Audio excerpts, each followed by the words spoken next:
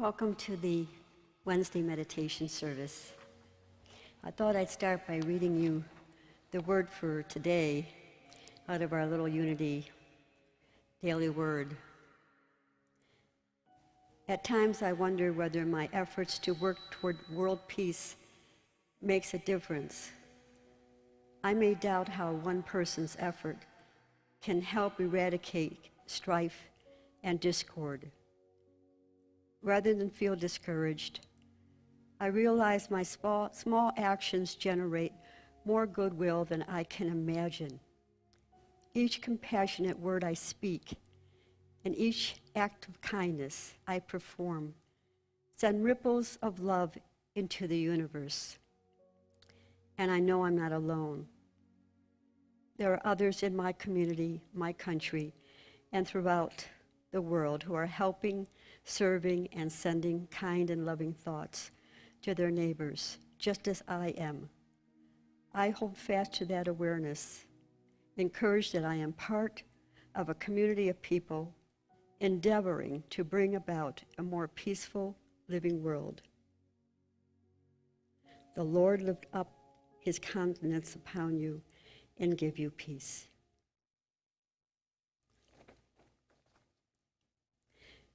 I also want to recommend that we have this handout in our bookstore, which is open right after the service. And it's the Edgar Casey remedies, a reference to them. And I brought my children up with the Edgar Casey remedies, natural healing. And I got into this work before I conceived a child. So before that, I really wasn't brought up with really a good diet, and I was very sickly. And I remember one day, my mom kept taking to this doctor to see, and we had no money. I don't know how she paid for it, but he experimented with the different shots that came in, streptomycin, penicillin, whatever. And I had such a weakened system that I was just always with allergies, and anything that came along, I would be sick. So I was probably about 14, and I would have to leave class because I'd get so much pain in my stomach that I'd go into the ladies' bathroom and I'd pass out on the floor, and then I'd get up and pain would be gone. Nobody ever found me, and that happened quite often. Nobody ever found me, and so like at 14, I looked in the mirror and I said, I will never ever tell my mom again that I don't feel well. And I claimed my divinity. And I think my soul came in at that point and said, you know better than this. You're going to go another way. And so that's when I got into reading about natural healing. And when I met Jack, we got into the Edgar Casey work. And Charles and Myrtle Fillmore were healers. The Unity movement was all based on natural healing. You can eat right and you can be healthy. So it was something that we were supposed to do in this lifetime. And we raised our children with natural healing. They did not go to a regular doctor at all. I did deliver in a hospital, natural birth, because I couldn't find anybody around that would come into my apartment and help. At that point, it wasn't that recognized to have midwives, or they were so hidden, I never found them. But I did do it naturally, no drugs, no nothing, and 3 children. So there's a reference to the different remedies for different ailments. That's a free piece of paper that you can pick up, and we have most of these remedies in our bookstore. That's what we carry. And I'll be in the bookstore if you need to find it. I have put copies of this there, but I recommend changing your life if you're really having any physical problems and start reading about the natural healing way, because that was given to us by God, this information, and it came through midwives. And in the Indian way, we always had the midwives that knew all about the herbs. There were herbs for everything. They knew what those herbs did, and it was all done naturally. So I'm going to do a native chant, and that I'd like to do a call and response. Just relax and you just repeat.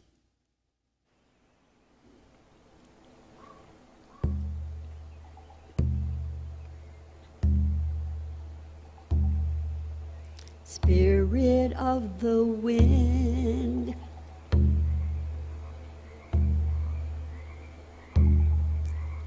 carry me home, carry me home. Spirit of the rain, wash away all pain.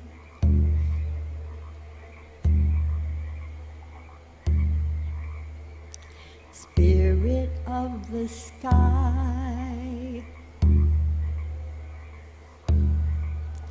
lift my soul to fly.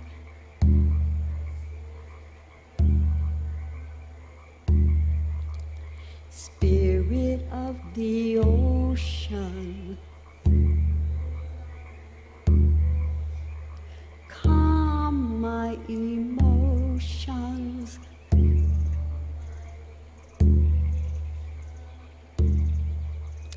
Spirit of the storm, help me be reborn.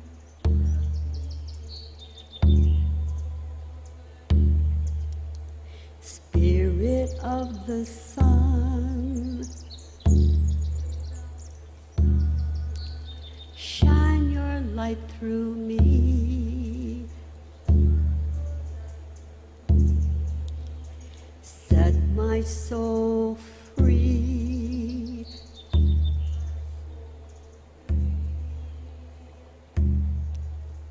Hey, ya, hey, ya, hey, ya, hey, ya, hey. Hey, ya, hey, ya, hey, ya, hey, ya, hey. Hey, ya, hey, ya, hey, ya, hey, ya, hey.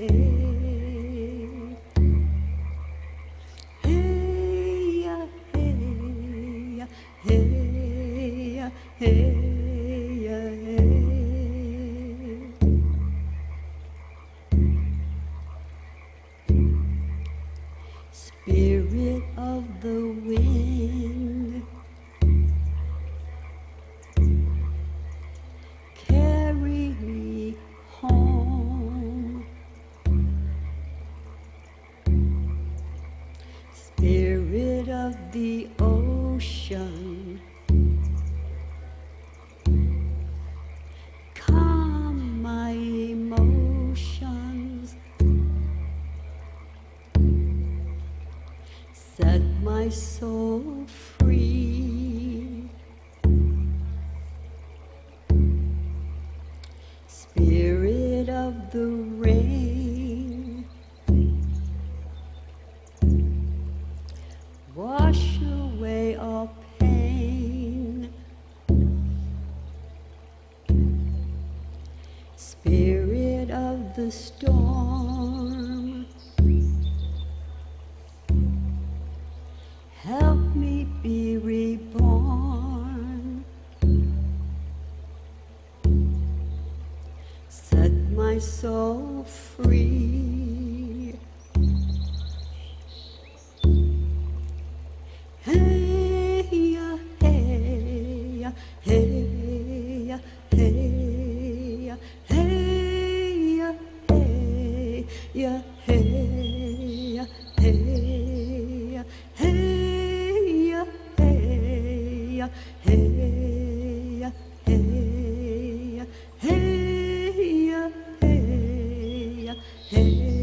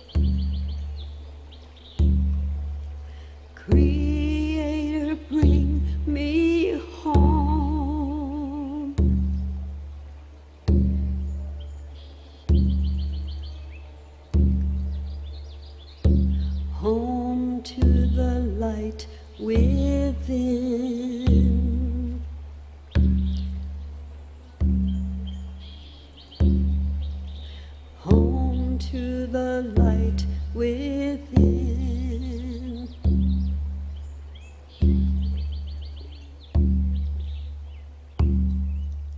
Hey, hey, hey, hey, hey, hey, hey, hey, hey, hey,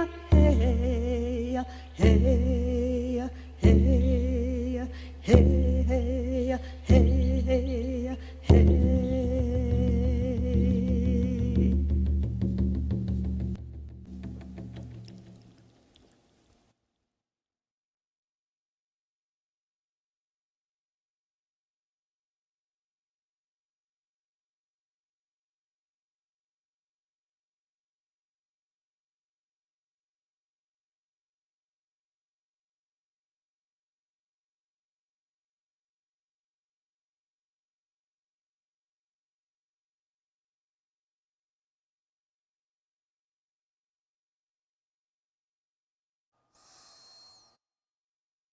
Good evening, everyone.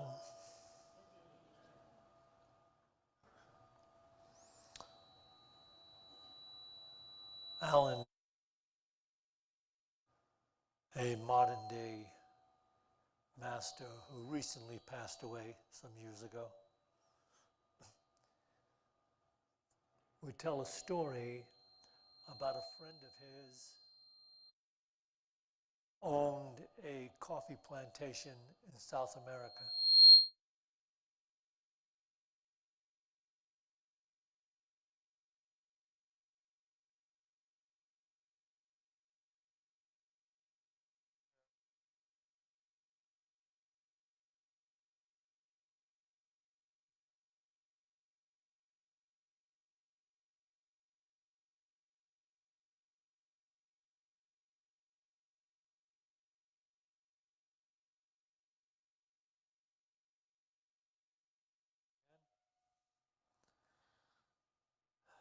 Are any of these mics any good? Turn.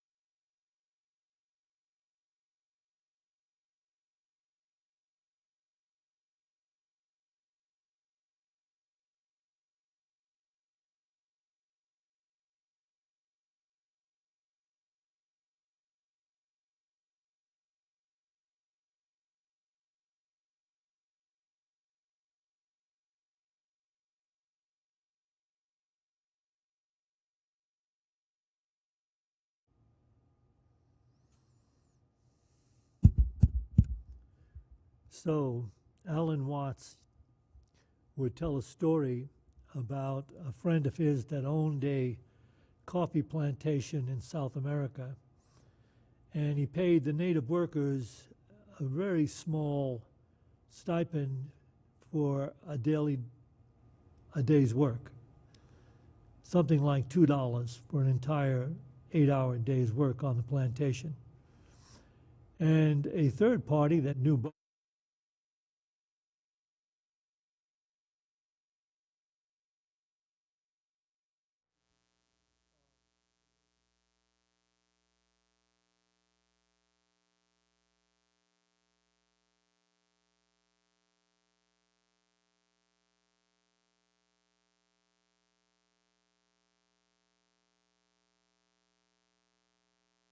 an interesting understanding was related in that they saw their leisure time as being more important.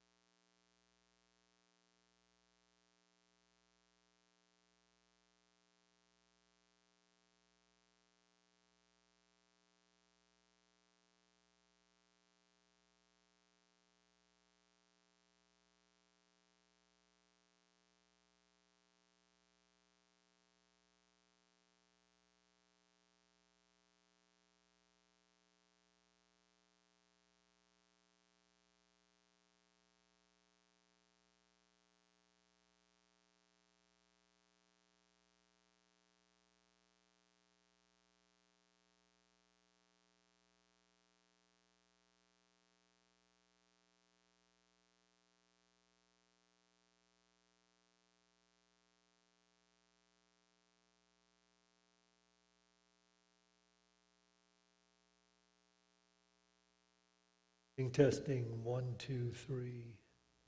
Testing, 1, 2, 3. Testing, 1, 2, 3.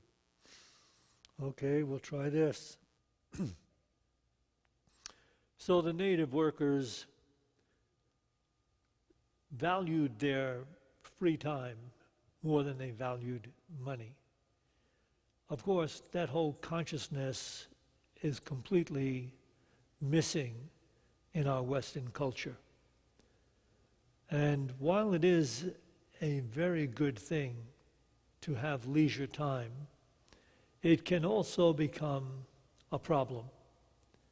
Too much leisure time or time on our hands is probably worse than not having enough time. And it seems to play out. Psychologists have researched this for many, many decades, and philosophers as well have researched this for many decades, that people that have only time on their hands somehow or other become more neurotic, more disturbed, more incapable of dealing with life's unexpected inconveniences. Now, when you think about this, think about what has happened in our country with the government stipends that they paid to people to offset the unemployment created by the COVID virus. So they were sending out these checks to everybody and to families, and then they also increased the amount of benefits a person could get on insurance. So they had this going on. Not only that, but they kept extending the amount of insurance you could get. And millions upon millions of people were, many of them, living better than they were financially when they did work. But over the couple of years of this process of giving people the opportunity to finance their lives without having to work has led to a number of real problems. Not the least of which is the fact that today it's harder and harder to get people to seek employment. You can hear about this on the news all the time, how difficult it is to find people for the jobs, the many jobs that are open. And of course, they're usually not the greatest jobs in the world, but they were jobs that people were filling before they had this opportunity to be on the dole, some of them for almost 2 years, to not have to work, to get up every morning and just do what they thought they wanted to do. But in the end, this not only becomes a problem collectively, it becomes a problem individually. And anybody who is awake in the process of living soon discovers what the Bible actually means. Possibly the most known proverb in the book of Proverbs is that idle time is the devil's workshop. And there's something very true about that. When someone has too much time on their hands, they're forever thinking about themselves too much. Think about that. It is possible to be thinking about yourself too much, thinking about the situations of your life and what you can do to improve them, or in some cases, to alleviate some of the conditions you don't want in your life. But over and over again, people that have too much idle time are forever stewing in self-speculation about what's wrong, what's missing, what's needed. Why am I not happy? Why can't I find happiness? Why can't I find the right partner? And so it goes, because the mind, when it is simply self-oriented, becomes neurotic. And you wind up spinning over and over again. And then, of course, people wind up going to counselors and psychiatrists in order to find out why they don't feel good. They feel something's wrong. They feel they're missing something. Well, in order to feel good, one has to feel needed. One has to feel fulfilled. And if you are not actually doing something productive in your life, if your mind isn't occupied with something productive, you will also, without a shadow of a doubt, become nervous, frustrated, and neurotic. Isn't that an interesting thing? That I'm not saying it doesn't matter what type of work you may be doing. It could be, heavy construction work, or it can be light work in an office, or light work on a computer, or light work in a school, or teaching, or whatever it is you do. But there has to be some element within us where we have to give our attention to something that requires our attention.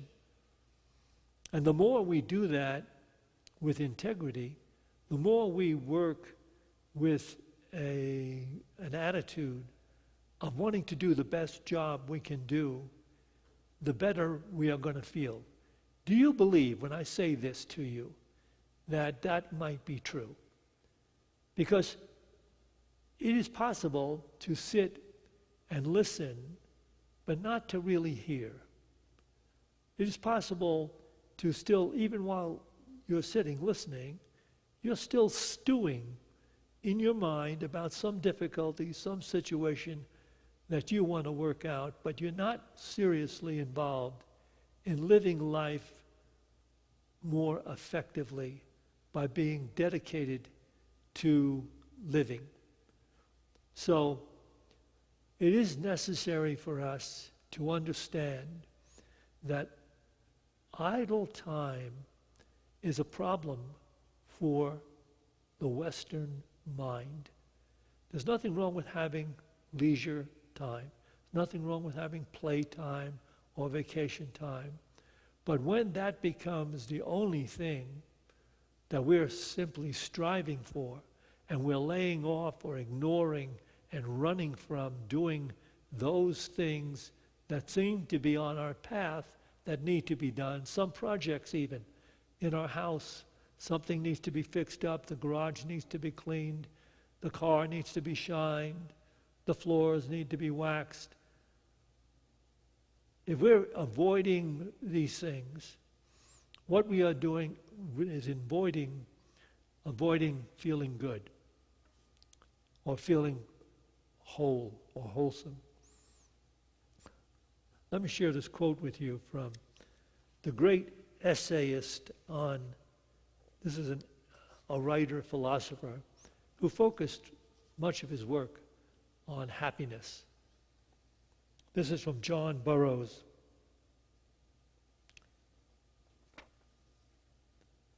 Few persons realize how much of their happiness is dependent upon their work, upon the fact that they are kept busy and not left to feed upon themselves. Happiness comes most to persons who seek her least and think least about it. It's not an object to be sought, it is a state to be induced. It must follow and not lead. It must overtake you and not you overtake it. How important is health to happiness?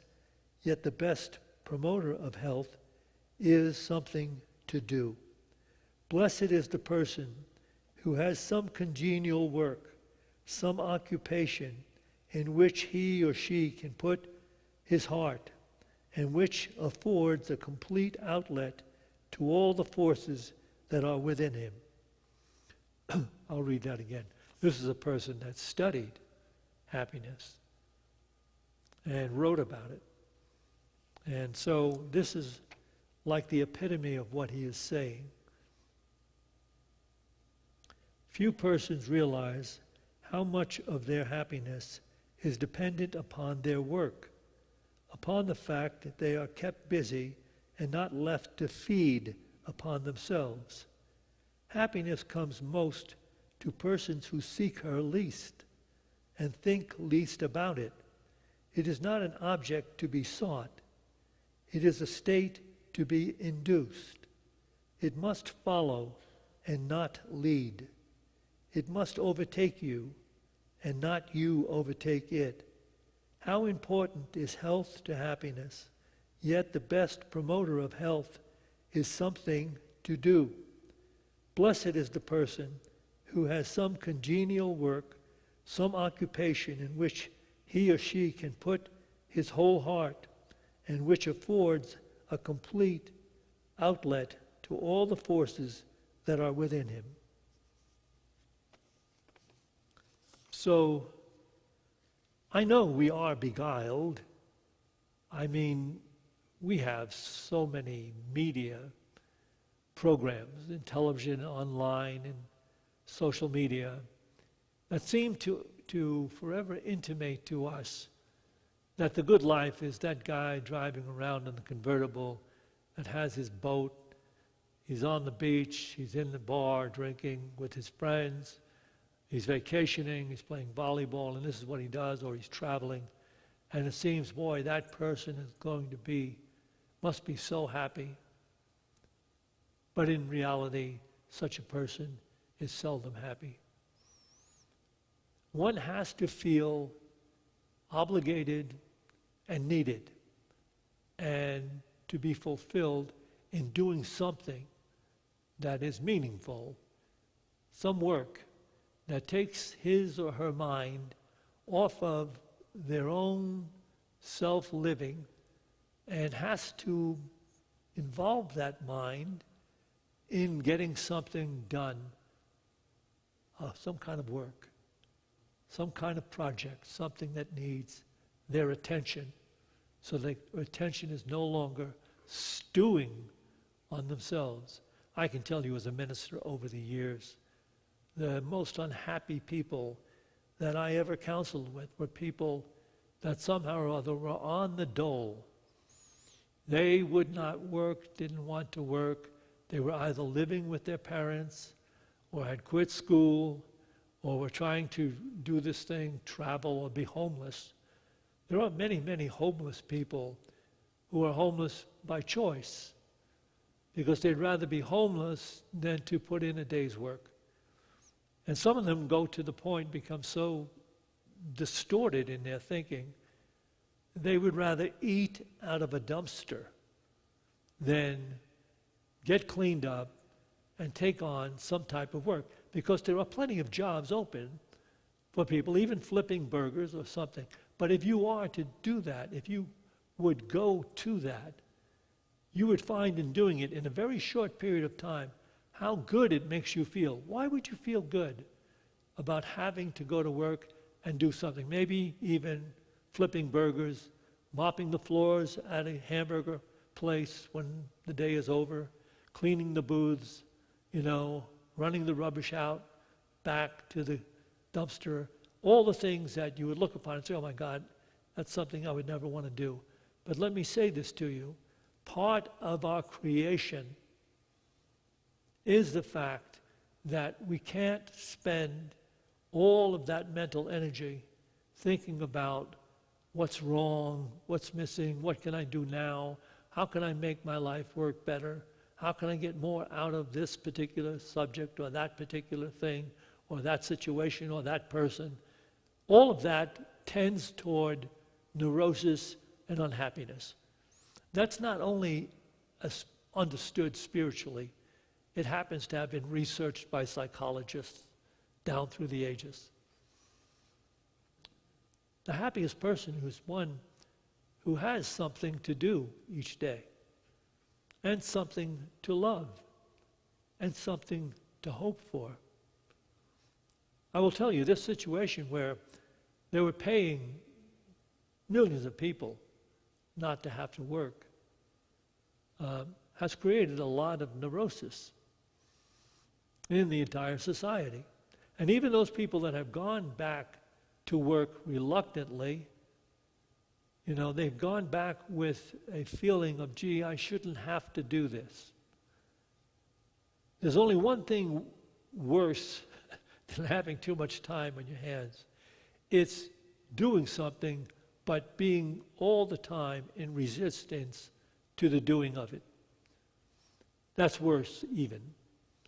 I hate this, I shouldn't have to be here. What's wrong that I'm doing this and somebody else isn't doing it? So on and so forth. Or I hate this job.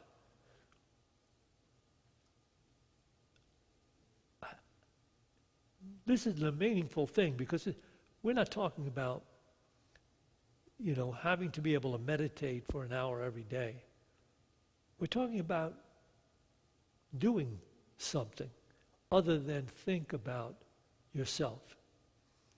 And it is one of the fastest ways to feel good. And if you're already doing some work and it doesn't seem to be rewarding to you, serve. Start doing something that will be beneficial to other people. And see how you feel then. There's something about the cosmos. We're divine in nature. And all of these truths are there to bolster our feeling good, which means feeling God.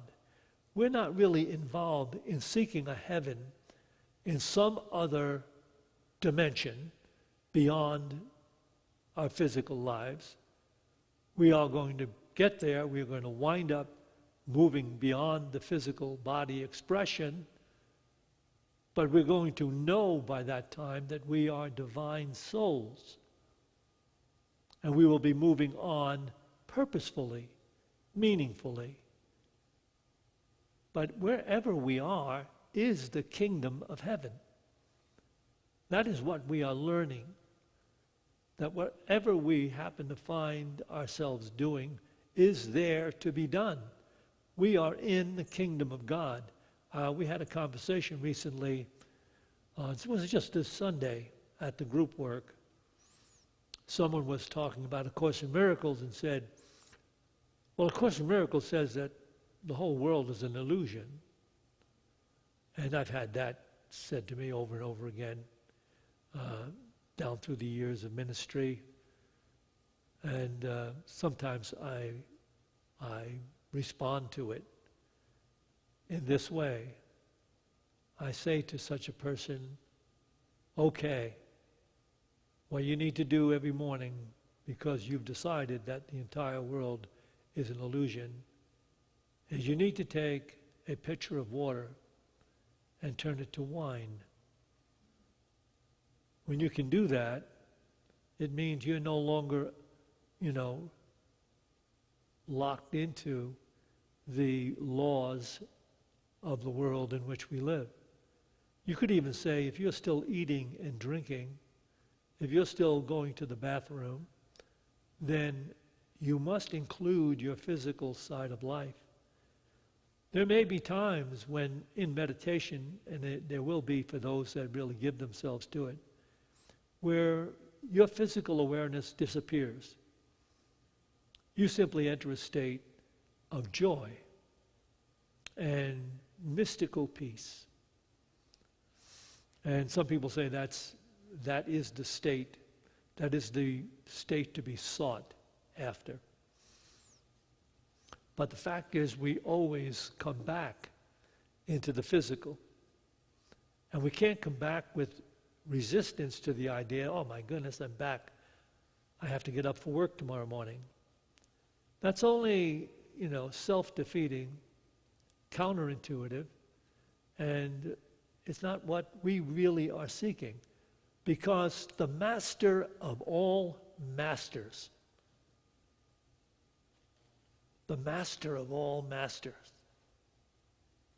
said to all of those who would be his disciples, prayed that, regard to all his disciples, that they should understand how to be in the world still, but not of the world. How to live even doing the same types of jobs that most people do, having friends or having partners or having marriage or having opportunities, whatever it is you're doing, to learn how to do that in the divine consciousness so that you are not tossed to and fro by every changing tide of circumstance. The unenlightened live in the illusion that the conditions that arise to meet them every moment cause them to have the emotions that they have. Now, if you don't take anything else away from this talk, get this. You can forget everything else I just said. But get this. Circumstances do not rise separate from your level of consciousness. They rise with you, not apart from you. You're not separate from them simply because you're in a physical body, supposing that you're separate from them. So what you're saying within your mind is, and to keep yourself in that illusion, they're making me be who I am. Think about that. The circumstances you find around you, moment to moment to moment to moment to moment, you are saying are determining how I will feel, moment to moment to moment to moment. Well, that's not being enlightened. It means you're simply being tossed to and fro by every changing tide of circumstances that appears in your experience. But those circumstances are there simply because you haven't risen to the higher level of awareness. On the higher level of awareness, you're in the world, you still have circumstances, but you're no longer of the world. Instead of responding, reacting to circumstances as though you're separate and have no control and simply are a victim of circumstances, you are in the consciousness divine, knowing that you can sustain peace regardless of those circumstances, that you can sustain a good nature and attitude, and you can even bless regardless of seeming adverse circumstances. And as soon as you start doing that, the adverse circumstances no longer exist. You can reach a place in enlightenment where there are no such things as adverse circumstances. Do you want to be there? You're not going to be there by going to Starbucks every morning, sucking down a $4 or $5 coffee and getting high that way and supposing that it's going to last you the rest of the day. I'm talking about a high that is forever. I'm talking about a high that comes with enlightened consciousness that can only be sustained by spiritual practice. And work, avoiding work, fearing work, running from work, hating your work, is all counter to spiritual awareness. So here's your calling for this week. Whatever it is you're doing, do it wholeheartedly, as though this is the most important thing that could ever be done and needs to be done by you.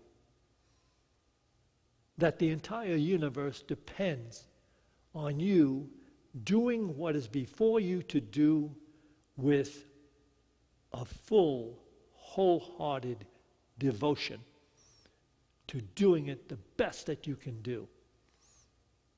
If you do that, I promise you, you will be happier than you were the week before.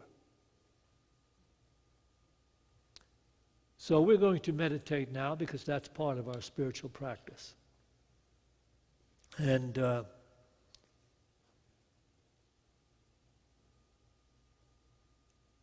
we're going to take a couple of deep breaths. Take a couple of deep breaths. Just think about all the different things you thought mystically could remove your problems. And imagine how simple it would be simply to embrace whatever work there is in front of you to do, and doing it wholeheartedly. Can you imagine that as stepping immediately, directly into feeling good, feeling God? So, now we will listen to our Tibetan bowls. These are calibrated by enlightened masters as well, to actually synchronize and get your 7 chakras flowing.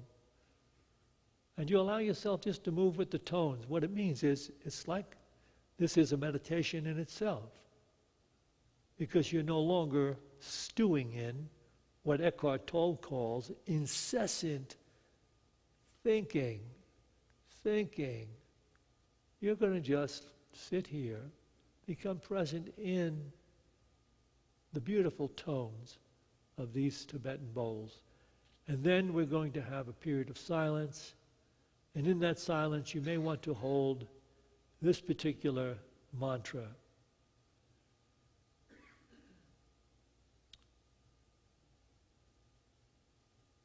Everything I look upon, everything I see, is only God waiting for me to be awake. Everything I look upon, everything I see, is only God waiting for me to be awake.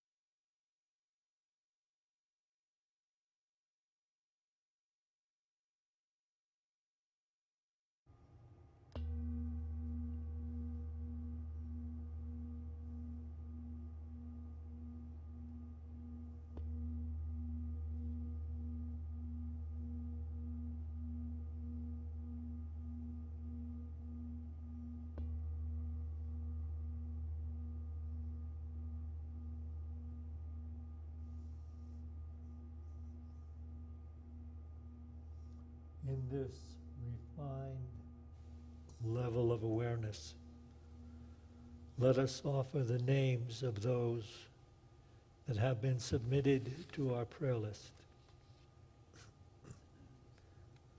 As Norma calls the name, merely let the thought, the feeling, be whole. Go to that name. Andy Spahn, John Stovall and family, and doggy. Sonny, Matt, John.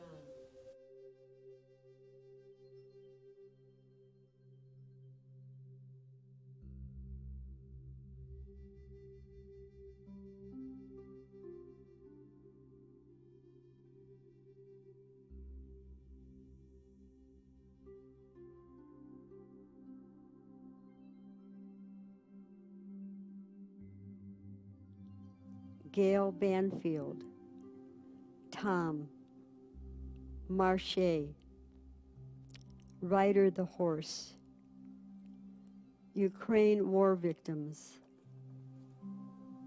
Frank Bake, Jensen, Director of Fisheries in Norway, and the Norwegian government's Stop Killing Animals Unnecessarily. Steve Taylor, Cintisha, Benjamin, Maggie, the Ukrainian people, Rosa Estrada and daughters, Celeste for knee surgery and recovery, the earth, water, air, all life on planet Earth.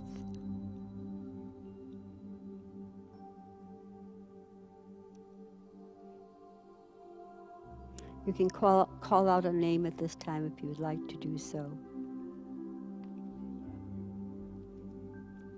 Shad, Aaron.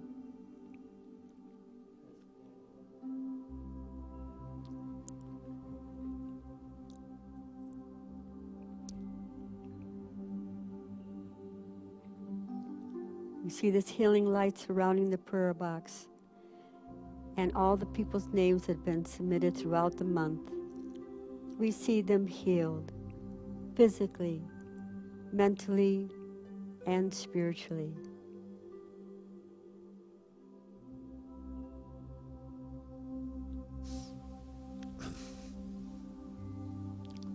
Let us take a few moments to embrace the vision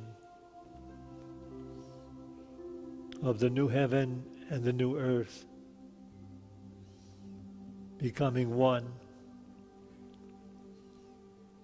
And we see this refined level of consciousness rising in the awareness of everyone sharing this Boulder community with us.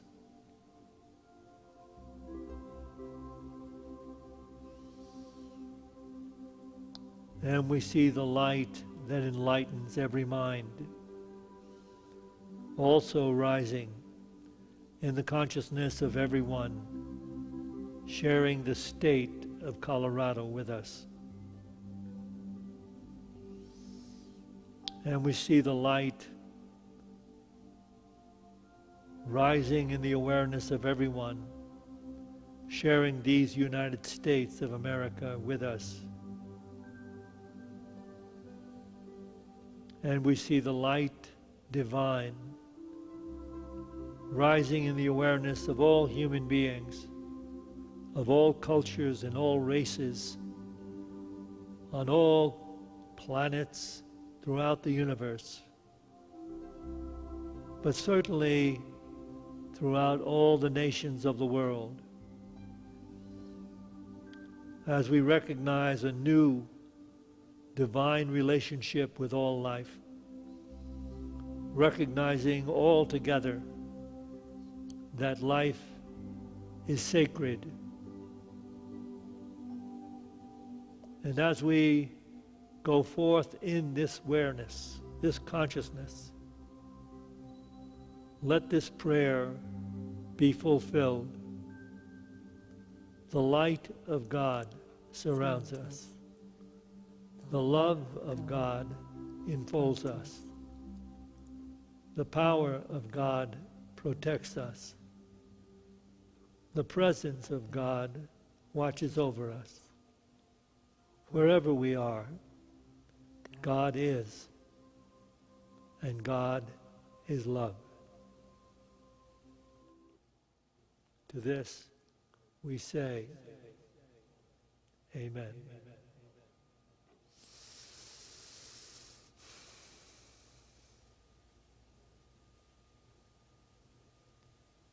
We will take an offering for unity now. Those of you that are watching this live stream, you can scroll down to that place on the screen that says donate. It will give you the different ways you can donate to Unity of Boulder. And we'll take an actual offering right here in the sanctuary. But if we are going to enter in and become part of this divine awareness that is moving powerfully now through the unity presence in this Boulder Unity Church, we're going to have to support it. Bring to mind that financial gift you'd like to make to Unity of Boulder. And if you can, please think about making an ongoing gift, a recurring gift each month. Can be as little as $5. You make that recurring donation, it helps us budget the things that we need to continue to operate and administrate to this particular building. So many things are needed. So with that in mind, bring to mind that financial gift you'd like to make, and let's bless it with this divine prayer. Divine love, through me, blesses and multiplies all that I have, all that I give, and all that I receive, because I give. And so it is. Amen.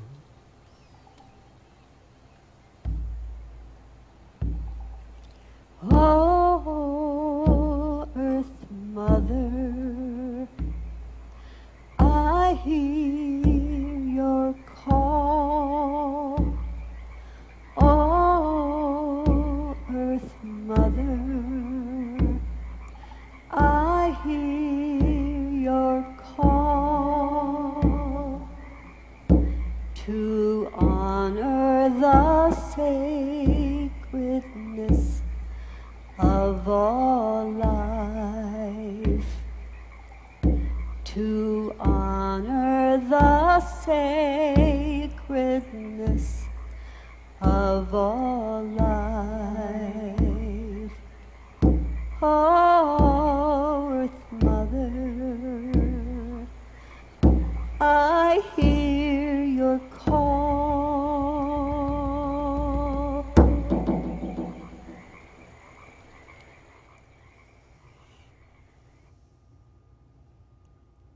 Join me now, please.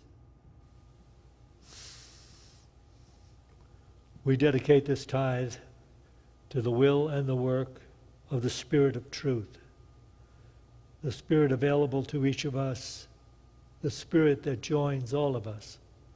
We dedicate this tithe to the victory of the Spirit of Truth. Amen.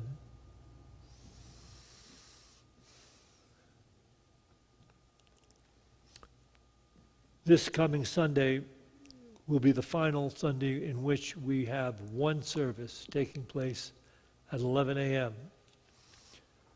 So you may want to show up and share in the interesting truths being shared at that service. And then the following Sunday will be Welcome Back Sunday. And so it's on that Sunday that we have special events. We have, it's a potluck. You can bring something to share at the potluck, get to meet the people that are attending Unity, have some good conversation, make some new friends on a spiritual level. We'll have a jumpy castle outside, so you can bring the children, they'll have fun and play there. And we'll all have something to say while we enjoy our lunch in Fellowship Hall. So that's taking place in 2 weeks. Next week is the last one service Sunday at 11 a.m. Okay. That's it? Well, you have the bookstores open and Yeah, we have the bookstore open with some tea and cookies available. If you'd like to stay and chat for a while, just go through these doors to your left into the bookstore. To everyone, good night.